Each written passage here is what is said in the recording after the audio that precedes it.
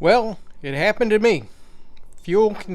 Contamination in the fuel tank.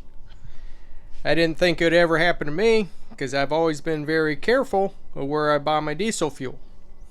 But it has happened, and it has plugged up my lift pump.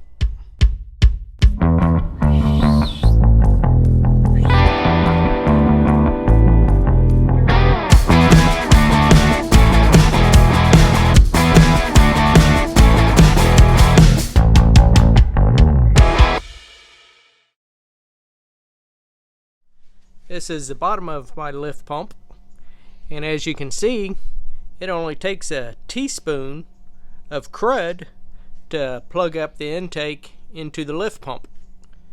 And here is the pickup screen on the inside of the cup. It's all clogged up also. So I give Ram a poor rating on their lift pump design because all it takes is just a couple teaspoons of a little bit of crud and you're stuck on the side of the road. For me, I only have 35,000 miles on the truck, and that's when it got plugged up. I did install this fuel pressure gauge, which let me know that I had a problem.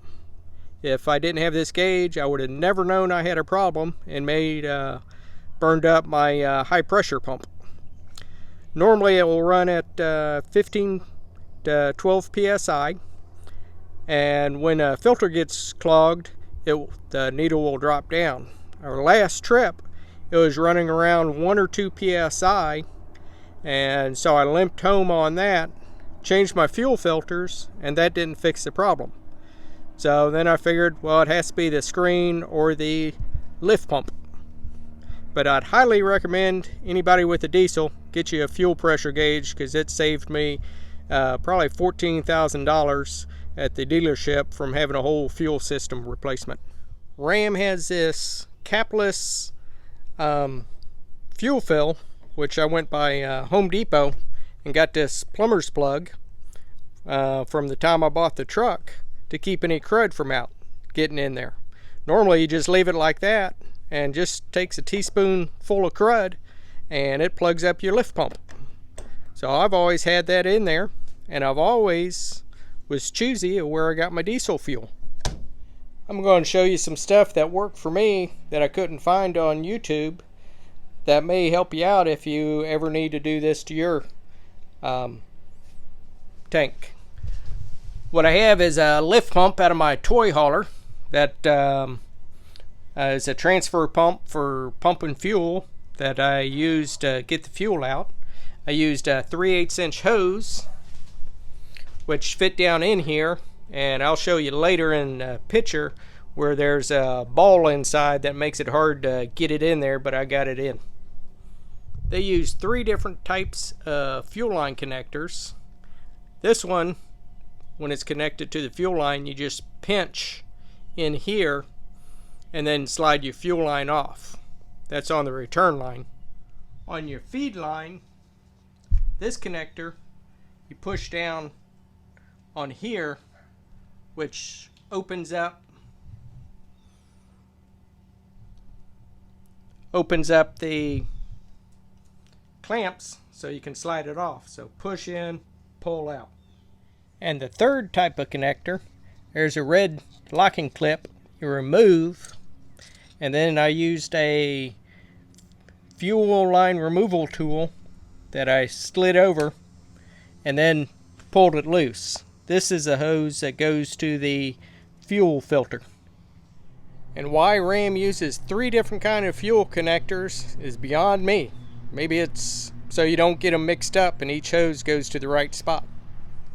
On the electrical connector that goes to the fuel pump module, there's a red locking tab that you need to slide to unlock and then pull to release. Also under here, I added a cat filter when I got the truck, and that's been working out great for me. It's a secondary filter to the factory filter, and it's a 2 micron filter to help keep crud from getting to the engine. And after seeing the fuel tank, I'm very happy that I did install that.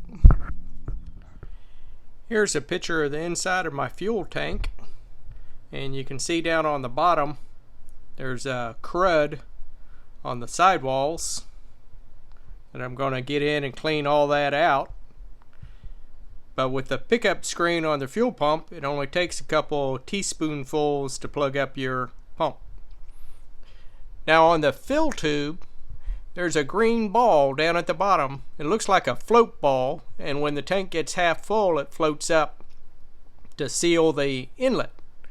If anybody can tell me what the purpose of this ball is, and leave it in the comments below.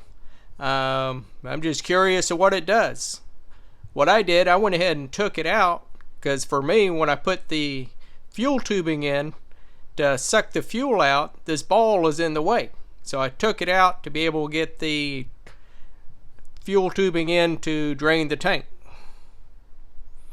But let me know in the comments if it's an important thing or not, because I took it out. This is a picture of the fuel inlet where I took the ball out. That way when I needed to drain the tank in the future, I can get a piece of fuel hose down through here to get to the bottom of the tank. So I hope this helps anybody out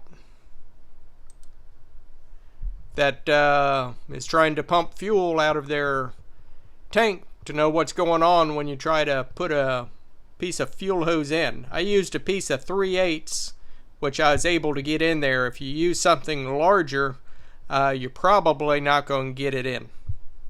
Here is another picture of all the crud in the pickup screen. You can see the lift pump right here and the pickup screen right here, and it only takes a spoonful of goop to plug up your pickup screen. This video, I just wanted to touch on a few points that I couldn't find on YouTube. There's a lot of videos of how to remove and install your fuel tank and swap out the lift pump. And there is a lot of great aftermarket lift pumps you can install also. So hit subscribe, thumbs up, and hit the like button. Thank you for watching the RV Dog channel.